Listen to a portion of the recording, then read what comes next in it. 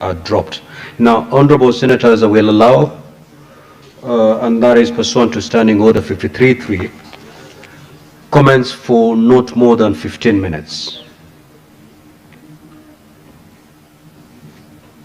Senator for Nairobi City County.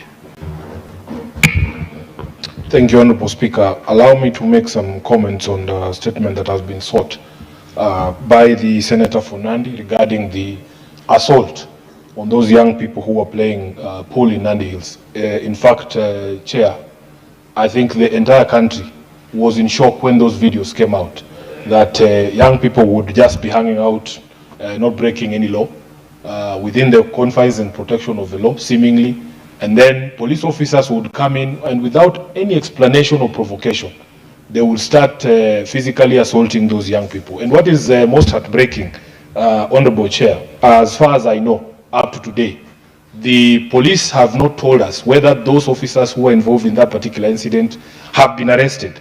Honorable Chair, Speaker, we have come to a place where now we're having certain conversations in this country. And we must remind ourselves of the sort of society that we wanted to build. When we pass this constitution guarantees certain things for all of us. We expected that we would be a country governed by rule of law, that we would have freedom, democracy, and equality and social justice here, as stated in the preamble of our constitution.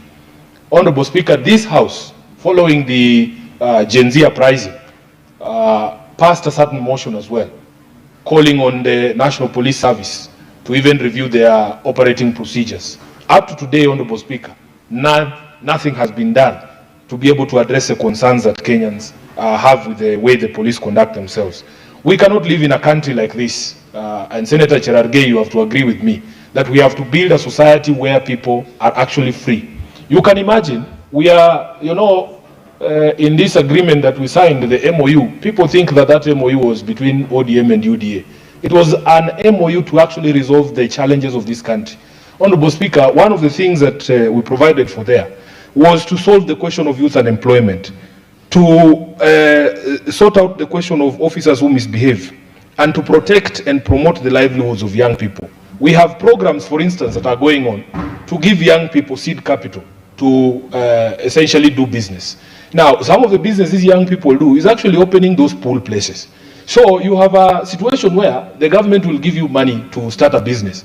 But because all these things are not being done within a framework of democracy and freedom, the police can have the audacity to come to that business and do what they did in Nandi Hills. This is what we must cure, Honorable Speaker. Kenya has a software problem. It's not just about roads and beautiful stadiums. By the way, everybody should know that President Moi built stadiums also. But no one wants to go back to the life that we used to live under President Moi. That is just a fact. Because of the software, we have to go back to a country that is ruled by law, a democratic state, where people are free to be able to live their lives and to better themselves. I thank you, Honorable Speaker. Senator Morgo.